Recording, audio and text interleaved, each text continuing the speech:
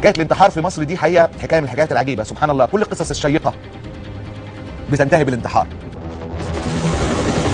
الانتحار مش عايز حضرتك تشك ولو للحظه، ده الحل السحري لكل خيانات وفضايح الحكم العسكري. عبد الحكيم عامر كان شريك عبد الناصر في اكبر وكسه وعار للامه كلها يونيو 67، وكان لازم حد يشيل الحكايه ويتم دفن كل الاسرار معاه عشان يفضل الحكايه مصدرين بس، ناصر وهيكل. فانتحر عامر بعد الهزيمه المدله ب3 شهور. والظلم اللي كان اكبر انه بعد ما قتله وصمه بالانتحار وبعدين تشويه صورته وانهاء، وبعد انهائه جسديا انهائه معنويا بطريقه ممنهجه على مدى 20 30 سنه. انت مقتنع ان عمك قتل؟ لا انا مش مقتنع، لا ده مش انا المقتنع، دي الدوله مقتنعه خلاص، دي خلاص بقت في الدفاتر الرسميه. الليثي ناصر قائد الحرس الجمهوري مع السادات واللي معاه اسرار ثوره التصحيح بتاعه 15 مايو، كان لازم يختفي ويدفن معاه اسرار المرحله الانتقاليه بين ناصر والسادات. فهو الحمد لله وفر علينا التفكير وانتحر في نفس العماره في انجلترا في لندن اللي انتحرت فيها سعاد حسني واشرف مروان. بس المشكله انهم وزراء مسؤولين كبار. انت جنبي دي عايزه سؤال يا رئيس، دي مسؤوليتي ووظيفتي. الليثي ناصر قتل؟ قبل ما اسالك عن التفاصيل، هل قتل؟ نعم، انا عندي الادله الدغنيغه، يعني ادله ماديه، بس للاسف انا مش هظهرها دلوقتي وما ظهرتهاش، ليها وقت مناسب ان شاء الله. كل حاجه كل ملف ليه وقت مناسب. ادله ماديه، يعني ادله تؤكد؟ لا، ادله دامغه ما فيهاش فصال، هي مش هزار، دي ادله قتل ما فيهاش هزار يا استاذ وائل. يعني الليثي ناصر القي من البلكونه؟ ايوه، اخذ ثم القي. اخذ ثم القي. انا كنت قاعده، انا كنت نايمه في الكنبه اللي هي سد البلكونه. الشهيد سليمان خاطر العسكري اللي كان على الحدود واستفزوا الصهاينه وداسوا على العلم ففتح عليهم رشاش وقتلهم، كان لازم نخلص منه عشان ما يعيش لناش بطل في مصر، فاعلنوا انه انتحر في السجن. مع ان قناه النيل الثقافيه اعترفت بعد ثوره 25 يناير بالحقيقه وعملت عنه فيلم يؤكد انه اتذبح. لم يقتنع أحد في معسكر مقاومة التطبيع بالبيان الحكومي عن انتحار سليمان. استحالة. محمد أبو الفتوح رئيس بنك القاهرة اللي طلع قروض بمليارات اتقبض عليه، ولما قال وكيل النيابة في التحقيقات انه طلع القروض بناء على مكالمات هاتفية مسجلها عنده كانت بتجيله من أكبر راسين في البلد، قفلوا التحقيق وقالوا له نكمل يا حبيبنا التحقيق بكرة. روح السجن صلى العصر انتحر في نفس اليوم، وتختفي التسجيلات وتدفن الفضيحة مع أبو الفتوح، ونلبس بنك القاهرة اللي الحكومة بتحاول تبيعه بقالها 10 سنين مش عارفة. نوصل لوائل شلبي الامين العام لمجلس الدوله والمتحدث السابق باسمه واللي اعترف عليه اللبان اللي مسكوا معاه 150 مليون جنيه، رفض انه يتكلم، انتحر النهارده، واللي اعلن انتحاره مصطفى بكري. المهم انه انتحر في سجن الرقابه الاداريه اللي شغال فيه ابن السيسي وبيديره فعليا لا رسميا، لتدفن معه باقي اسماء المتورطين في قبره. انتحر بعد 24 ساعة، مع ان اي تفكير عقلاني يقول لك ان اضعف لحظة مرت على وائل شلبي كانت الساعة 5 مساء، اللحظة اللي دخل فيها ضباط الرقابة الإدارية عليه مكتبه وسط صولجانه ووسط ناسه عشان يقبضوا عليه بعد ما اجبر على الاستقالة. دي الماستر سين، دي لحظة انهيار اي بني ادم، زي ما الفيلم الشهير بيقول، لكنه قرر ان هو ينتحر وهو في عهدة الرقابة الإدارية سابقا، بيت ابن الاسد حاليا. مات وائل شلبي، قتلوا علي بابا عشان يحموا ال40 حرام. الله غالب، واشوفكم بعد الفاصل.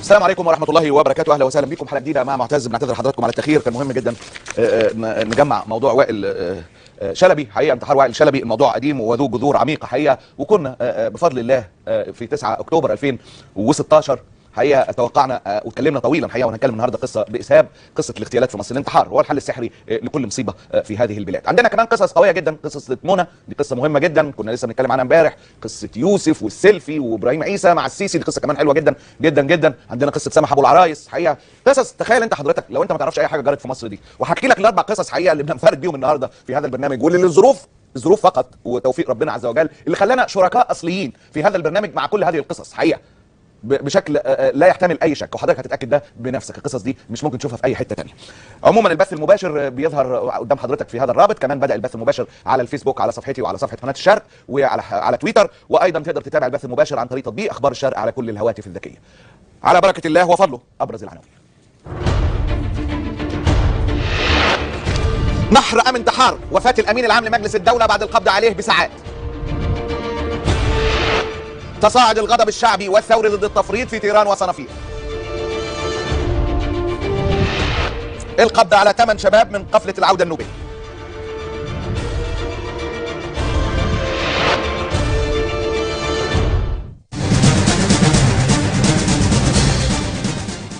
حقيقه الناس هتتجنن من كتر الاسئله، الناس اللي محافظه على عقلها يعني اللي بتدور في اذهانها كتير جدا جدا. يعني ان شاء الله واحده هنجاوب على كل هذه الاسئله ببساطه شديده جدا وبايجاز، وبنطالب الشتامين والهتافين والحالفين بحياه مصر حقيقه فان هو بعد ما يخلص شتيمه يحاول يرد. بنطالب الجيش الالكتروني مثلا ان هو زي ما الفيلم اللي فندناه امبارح يحاول يرد هذه التفنيدات وهذه الفضائح المدويه في هذه البلاد. انما هذه البلاد عسكرها بخدامهم بيصمتوا تماما عن كل الفضائح الحقيقيه. يتكلم في اي هاتش، يتكلم في اي حاجه، انما الفضائح الحقيقيه ما حدش بيفتح بقه. اذكر حضرتك انه التفريط في مياه في الحدود الاقليميه لمصر في مياه البحر الابيض المتوسط، الجيش الالكتروني بخدامينه بالجرح بالبنات صحباته بالبتاع اللي عاملين اللي بيقبضوا فلوس وعاملين قال لك ايه اللي فيها كده عشان يدافعوا عنهم، ما حدش قادر يفتح بقه طبعا ولا بيجيب سيره الموضوع. تفريط في طيران وصنافير طبعا بقت وكسه وعيبه، ولا التفريط في ميه النيل، ما فيش اي حاجه. تعال بس نشوف ملخص اللي حصل في ال 24 ساعه الاول. حقيقه انا ما اقصدش اي اهانه خالص والله، بس يعني تصريح حمدين صباحي يعني مستفزني جدا يا جماعه. وتاني اللي بيقول لك وانتوا ما بتقولوش غلطتوا، قلت لكم 1000 مره ان انا صوتت حمدين صباحي وعملت له فيلم 5 دقائق. المهم لقيته سمعوا بيقول لك في العناوين يقول لك طيران وصنافير ستهز شرعيه النظام. تبقى شرعيه النظام اللي هو النظام اللي اثر لسه دي اللي هتهز شرعيه النظام، على اساس النظام اللي طلعه ثالث اللي اذله ذل. اللهم لا شماتة والله، انا بس بقرر لك واقع ذل واثر السيسي ابو نبي ازرق واللي مستني اللي ضربه وهو صغير يضربه لما كبر انه يحطه ثالث بعد الاصوات الباطله. حمدين صباحي ثالث بعد الاصوات الباطله، يعني منتهى الذل، من اسوأ مشاهد الذل. شوف السيسي ذل ناس كتير جدا، من اسوأ مشاهد الذل. بس في مشهد ذل تاني اللهم لا شماتة برضه بعد ابرز التصريحات مباشره. استنينا تصريحات دكتور حسن نفعة: إقصاء ساويرس من الأحرار، تقليم أظافر من السلطة. الأشعل: نقل السفارة الأمريكية إلى القدس يصعب تنفيذه. مجدي حمدان: تهديد شلبي بفتح الكبار عجل بنهايته. مصطفى بكري: المستشار وائل شلبي انتحر وليس من مصلحة أحد تصفيته. عبد العال: البرلمان سيدرس ملف طيران وصنافير دون استعجال. محامي وائل شلبي: كان يرفض العودة للزنزانة وأبلغ من حوله أنه سينتحر. بعد انتحار وائل شلبي حازم حسني: كشف قضايا الفساد لن يعيد هيبة الدولة. رئيس مجلس الدولة الأسبق: وفاة شلبي تأثيرها سيء على القضاة. مرزوق: الحكومة تعرض نفسها للإعدام بعد إرسال طيران وصنافير للبرلمان.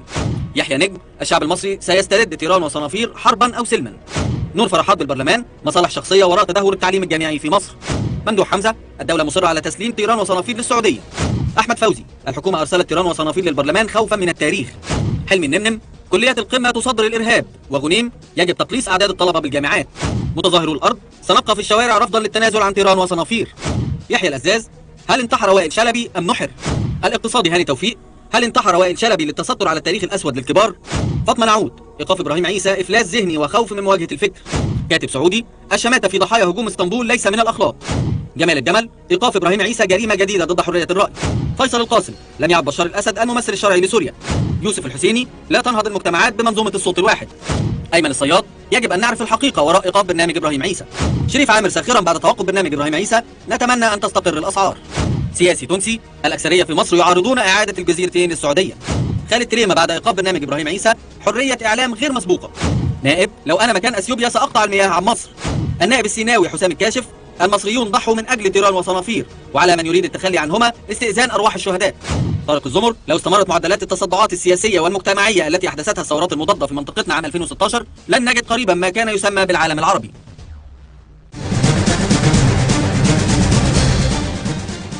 المجتمعات لا تتقدم بالصوت الواحد، هكذا صرح الاعلامي الكبير بالنسبه لقطاع من الشعب يوسف الحسيني، والواد بالنسبه لعباس كامل والسيسي. حقيقه يوسف الحسيني اللي اتعرض لما مره كان صرح تصريح كده مش لطيف خدته الجلاله. الجزيرتين للسعوديه.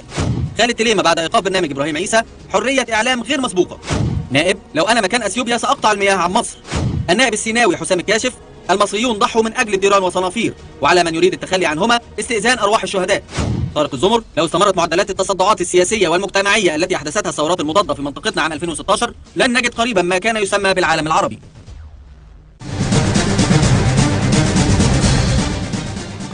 المجتمعات لا تتقدم بالصوت الواحد، هكذا صرح الاعلامي الكبير بالنسبه لقطاع من الشعب يوسف الحسيني، والواد بالنسبه لعباس كامل والسيسي. حقيقه يوسف الحسيني اللي اتعرض لما مره كان صرح تصريح كده مش لطيف خدته الجلاله.